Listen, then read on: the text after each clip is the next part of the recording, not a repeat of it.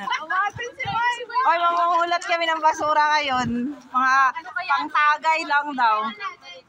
Yan o. Pambili ng karne. Ilang euro din yung mga cans. Punta kami sa police station ngayon. Anuhin namin. Oh, police station. Diba sa Ratina? Oo. Oo. Oh, dyan pa oh! Meron pa oh! Meron oh! Oh, may basura. Pati yung bote pwede. Pati yung bote. Pati yung nasa pwede yan. Ano to? Wala to eh. Plastic yan. Wala. Oh, dyan ka ulit. Oh, mag-ano kami. Mumulot kami ng cans. Pangbili ng ano. Pangbili ng tagay ulit.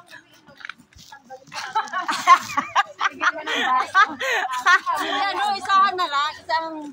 Excuse me, New Yorkers to. Oh, kaya New Yorkers to. Oy, social yung plastic mo. Hindi halata na cans yung laman. Ayan, Ah. Kailangan na bumili ng shot glass, ha? Oh, shot glass. Kinuha niyo sana yung baso doon. Meron si Claire. Mamili si Claire ng shot glass. Punta tayo sa ano. Ah, meron pa dito. Ano yun? Iniipon yan ang may-ari. Oh, inaubod. Well, hindi naman inipon yun, no? Nangolekta kami ng ano, nangolekta kami ng cans. Oo. Basta may nakalagay na part. Panty lang yung price. Oo. Malakad lang tayo? Doon yan sa Tukmani. Kaya nga, hindi ba uncomfortable sila? Hindi naman, para siyang nagbabounce. Pero ano siya sa ano?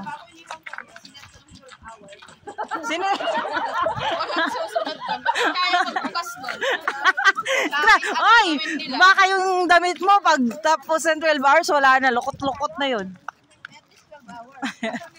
Umalis man ako hanggang mamayang gabi.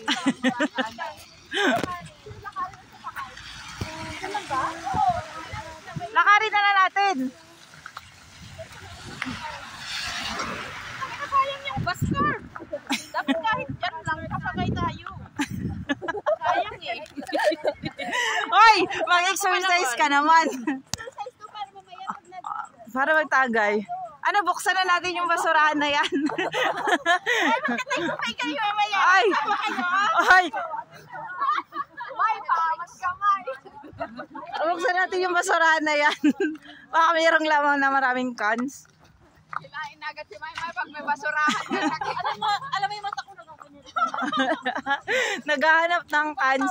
Sa bahay. Uy, baka ano din yan environmental din yan yung ginagawa nyo.